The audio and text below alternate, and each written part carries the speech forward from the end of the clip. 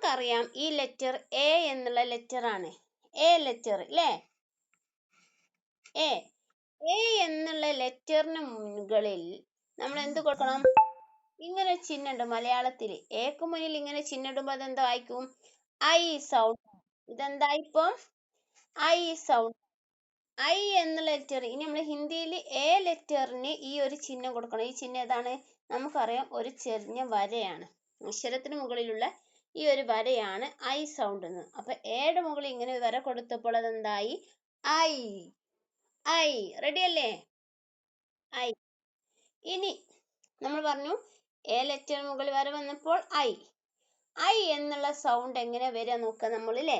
A സൗണ്ടിന്റെ ചിഹ്നമാണ് ഇത്, നമ്മൾ പഠിച്ചു. A plus A equal I sound വന്നു. എയും കൂടിയപ്പോൾ ഐ സൗണ്ട് വന്നു അല്ലെ? എ എന്നുള്ള സൗണ്ടിന്റെ ചിഹ്നമാണ് ഇത് മലയാളത്തിൽ. അപ്പം ഈ ഒരു ചിഹ്നം നമുക്ക് നോക്കാം. ഹിന്ദിയിൽ നമുക്കറിയാം എ പ്ലസ് എ ഈക്വൽ. നമുക്കറിയാം എ സൗണ്ടിന് നമ്മൾ ചിഹ്നത്തെ ഉപയോഗിക്കുന്നത്, ഹിന്ദിയിൽ ഉപയോഗിക്കുന്ന ചിഹ്നമാണ് ഇത്. അക്ഷരങ്ങൾക്ക് മുകളിലുള്ള ഈ ഒരു വര എ പ്ലസ് എ ചിഹ്നം ഇവിടെ കൊടുത്താൽ എന്ത് വായിക്കും? നമ്മൾ എന്ത് വായിക്കും? I sound. അത് നമുക്കൊരു വാക്ക് നമ്മൾ എഴുതി. എന്താ എഴുതിയത്? പ എന്നുള്ള ലെറ്ററിന് മുകളിൽ 2 എ സൗണ്ട് കൊടുത്തപ്പോൾ അതെന്തായി? പൈ. പൈ അല്ലേ? റെഡി. ഇനി നോക്കണേ, ഈ ലെറ്റർ ഏതാ? സ. സ ലെറ്ററിന് നമ്മള് മുകളിൽ ഒരു ചിഹ്നത്തെ കൊടുത്തു. അപ്പൊ എന്ത് വായിക്കും? ഒരു ചിഹ്നം കൊടുത്തപ്പോ എന്ത് വായിക്കും? സേ. ഉള്ള ലെറ്ററിന് വീണ്ടും എ ചിഹ്നത്തെ കൊടുത്തു. അപ്പൊ എന്ത് വായിക്കും? സൈ. അല്ലേ? റെഡി. വീണ്ടും ക ലെറ്ററിന്റെ മുകളിൽ എ ചിഹ്നത്തെ കൊടുത്തപ്പോ എന്ത് വായിക്കും? കെ. വീണ്ടും ഞാൻ എ ചിഹ്നത്തെ കൊടുത്തു. കൈ. കൈ. യെസ്, കൈ. മാറിപ്പോകട്ടെ. ഓക്കെ, അപ്പൊ നോക്ക, കുറച്ച് വാക്കുകൾ നോക്കല്ലേ. വീണ്ടും നമ്മൾ പറഞ്ഞു ഈ ഒരു ലെറ്റർ നമ്മൾ പഠിച്ചതാണ്. ഫ എന്നുള്ള ലെറ്റർ ആണ് അല്ലേ? ഫ. എന്നുള്ള ലെറ്ററിന്റെ കൂടെ നമ്മൾ എന്ത് ചെയ്തു? എ പ്ലസ് എ സൗണ്ട് കൊടുത്തപ്പോ എന്തായി? ഫൈ. ഫൈ. അതിന്റെ കൂടെ റാ എന്നുള്ള രാ സൗണ്ടും കൂടെ കൊടുത്തു. അപ്പൊ എന്തായി? ഫയർ അല്ലേ? ഫയർ. ഇനി ഈ ലെറ്റർ ഏതായിരുന്നു? ഏതായിരുന്നു? പാ ലെറ്റർ ആണ്. പാ ലെറ്ററിന് മിസ്, ഓക്കെ ഒരു മിനിറ്റ്. ഓക്കെ, പായും ദായും കൂടിയപ്പോ എന്ത് വായിക്കും? പാതിന്റെ മുന്നിൽ, പാക്ക് മുന്നിൽ നമ്മൾ എ പ്ലസ് എ ചിഹ്നം കൊടുത്തു. ഇപ്പൊ ഇതെന്ത് വായിക്കും? ഇത് ഐ സൗണ്ട് വന്നു അല്ലേ? ഐ സൗണ്ട് വന്നു. ഇനി ഇത് ഏതാ ലെറ്റർ? ഗ. ഗ. ഗണിതത്തിന്റെ ഗ.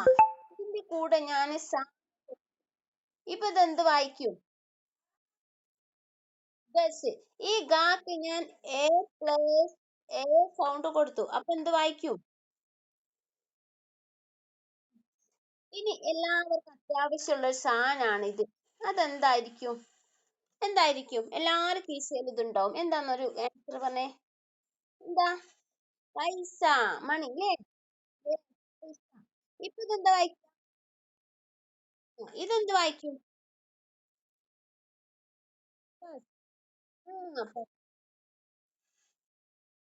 ഇപ്പോഴോ?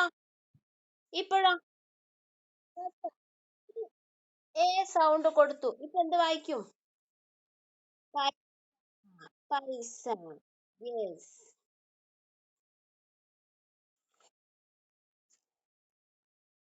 ഈ ഒരു ലെറ്റർ ഏതാന്ന് ഓർമ്മണ്ടോ?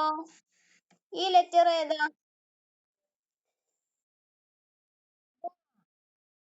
ബ. ഇതോ? അല്ലേ? ഈ ലെറ്റർ ഡ അല്ലേ? ഡ. ഡ എന്നുള്ള ലെറ്റർ